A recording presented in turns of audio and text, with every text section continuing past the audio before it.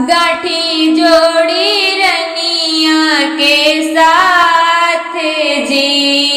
सोने की चौकी पे बैठे हैं राजा, गाठी जोड़ी रनिया के साथ जी। धीरे धीरे हथवानी कला बेटी सीता, तोरा करब कन्यादान जी। धीरे धीरे हथवानी करा बेटी सीता, तोरा करब कन्यादान जी।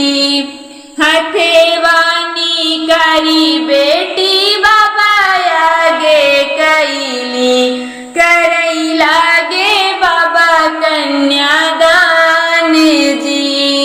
हथवानी काली बेटी बाबा आगे कैली, करई लागे बाबा कन्यादान जी।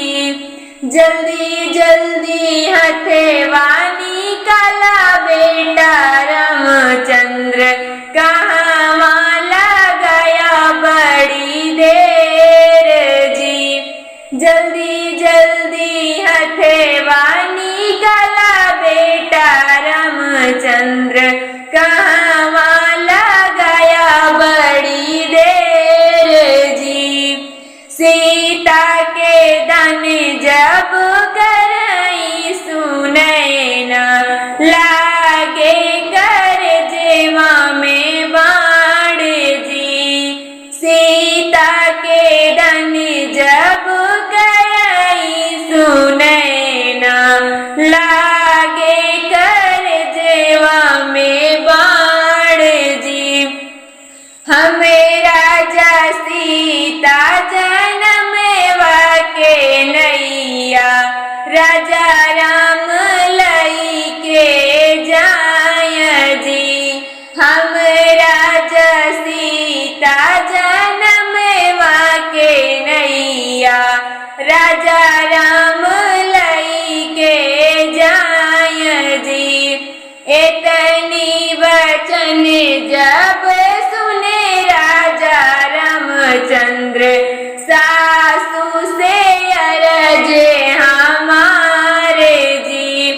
इतनी वचन जब सुने राजा रामचंद्र, सासू से अरज हमारे जी। हम और सीता जनमवा के नैया, एक साथ हो गया पार जी।